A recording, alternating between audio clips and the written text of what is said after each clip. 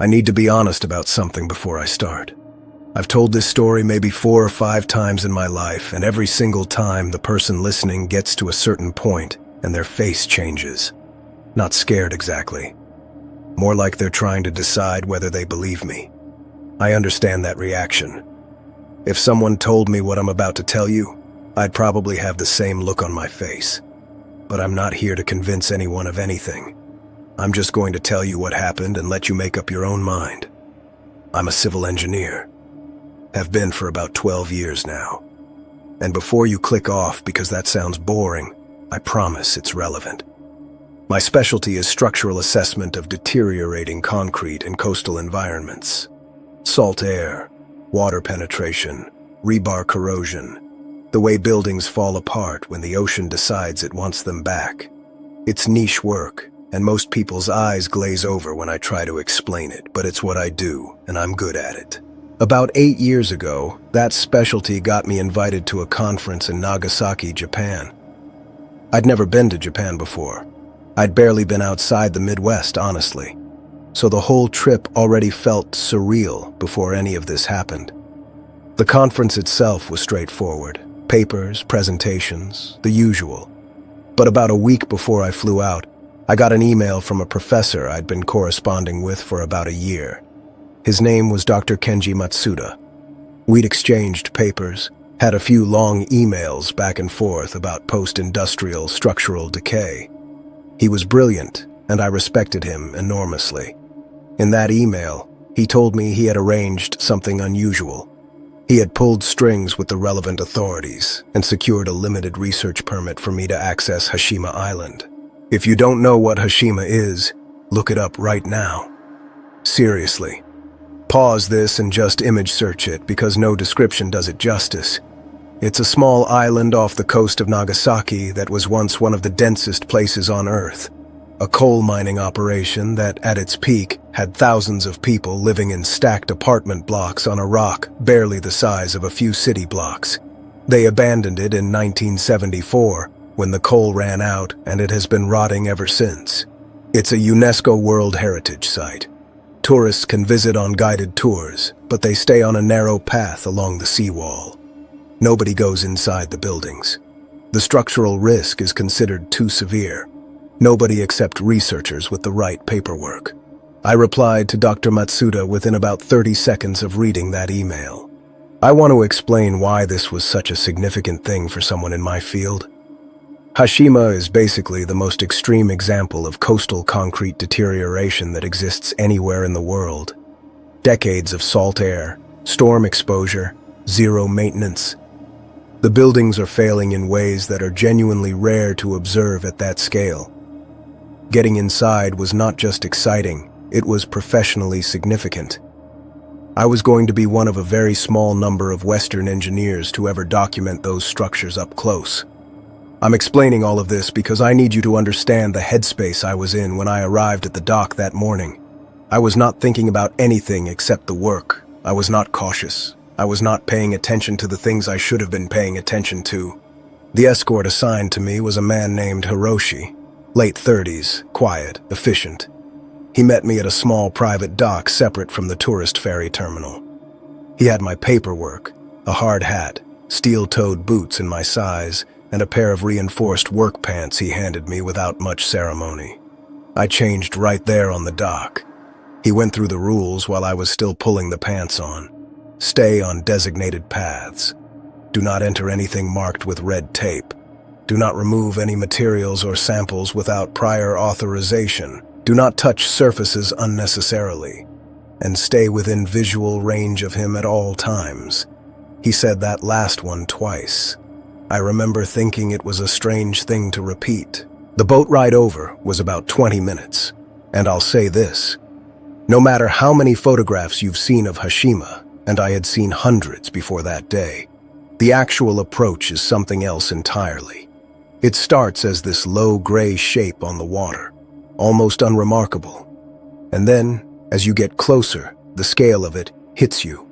The seawall rising out of the ocean, the apartment blocks stacked on top of each other, every one of them crumbling, every surface colonized by rust and moss and time. It looked like something that had been dreamed rather than built. I had my notebook out before we even docked. The first hour and a half was everything I'd hoped for. Hiroshi followed at a respectful distance while I moved through the outer structures, photographing, taking measurements, making notes. He checked his watch occasionally. He was clearly counting the minutes until we were done, and that was fine. I wasn't there to make conversation. We entered one of the larger residential blocks around midday. Hiroshi stayed on the ground floor while I went up. That struck me as slightly odd, given what he'd said about staying in visual range, but I didn't push it. The stairs were intact, but only barely. I could see daylight through gaps in the landings. I was careful. On the fourth floor, I was examining a section of wall where the concrete had fully separated from the rebar, which is called spalling, when I noticed something that had nothing to do with my research. The dust on the floor was wrong. There was decades of it everywhere, thick and undisturbed, the kind of dust that settles over years and compresses into a layer almost like felt. But there was a path through it, not a single set of footprints. A path. As in, the dust had been disturbed repeatedly in the same line, enough times that it had been cleared down to the bare floor in a narrow strip, like a trail worn into a carpet by years of the same person walking the same route. I followed it with my eyes. It led down the corridor to a room at the far end. I should have gone back downstairs and told Hiroshi. I know that. I've replayed this decision many times and I know exactly what I should have done. But I wanted to see what was at the end of that path. So I walked toward the room and pushed the door open. Two things hit me simultaneously. The first was a smell I cannot accurately describe. Not decay, not mold, not anything I associated with an abandoned building. Something else entirely. Sharp and faintly chemical, but also somehow organic. I have genuinely never smelled anything like it before or since, and I've been in a lot of deteriorating structures. The second was heat. The wall on the far side of the room was warm, not sun-warmed. The ceiling above it was fully intact, no gaps, no exposure, just warm. Like something on the other side had been generating heat for a while. I stood there for maybe half a minute trying to construct a rational explanation for both of those things, and not quite getting there. Then I went back downstairs. Hiroshi's reaction when I told him was what unsettled me most in that moment. He didn't ask me to describe the smell or show him where the room was. He didn't seem curious at all. He just looked at me for a second and said it was impossible, that no one lived on the island. And then he turned and started walking toward the next building on his list. That was it. I followed him, but I was paying attention differently now.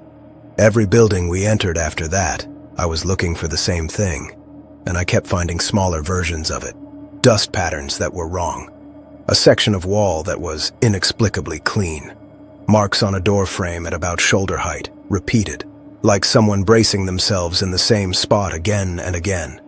None of it definitive on its own, all of it adding up to something I couldn't name. At one point, I pointed out a particularly clear dust path to Hiroshi, and he didn't respond.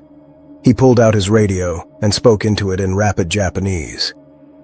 I don't speak Japanese. When I asked him what he said, he told me he was confirming our schedule with the dock.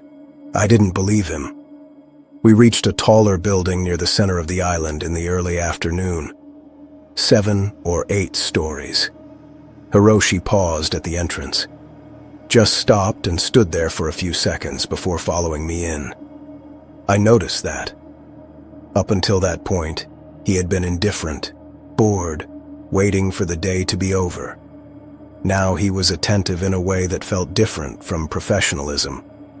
The stairwell was narrow and dark, and he stayed close behind me the entire way up, which was a change from his usual habit of hanging back. On the 5th floor, in a corner room with 2 exterior walls, I found what I had been half expecting and half dreading for the last 2 hours. Pushed into the corner was a stack of blankets, folded, not thrown there. Maybe 6 or 7 of them, dark-colored, the kind that don't reflect light easily. Next to them, several empty plastic water bottles and what looked like the remains of a small meal, just packaging, carefully flattened and stacked.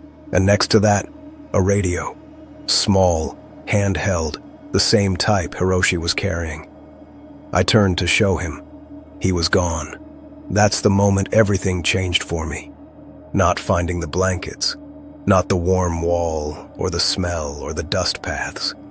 The moment Hiroshi disappeared from a stairwell I had just come up with him. That's when my body understood what my brain had been slowly assembling for the past 2 hours. I was not alone in that building. I went back to the stairwell and the stairs were blocked. A pile of concrete rubble across the entire landing, enough that I couldn't get through. I stood there for maybe 3 seconds. Then I ran.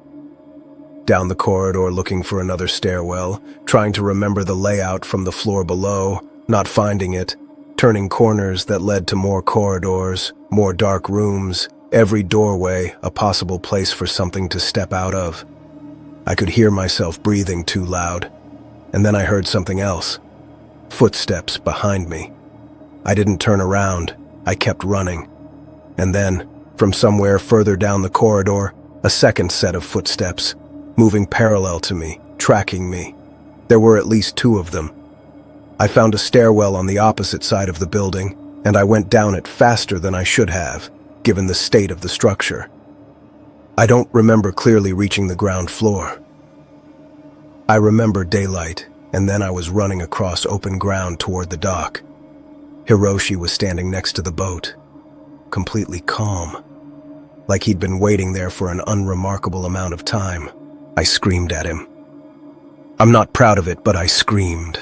About the blankets, the blocked stairs, the people in the building, about the fact that he had left me up there alone. He didn't react.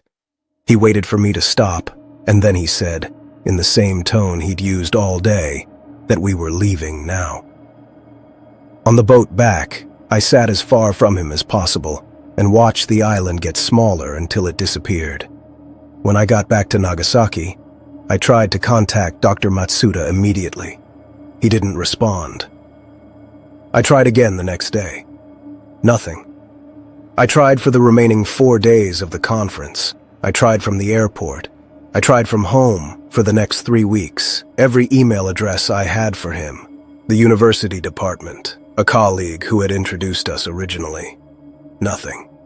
Dr. Matsuda, the man who had arranged my entire access to that island, the man I had corresponded with for over a year, had stopped existing as far as I could tell. I made 2 attempts to report what I saw to relevant authorities.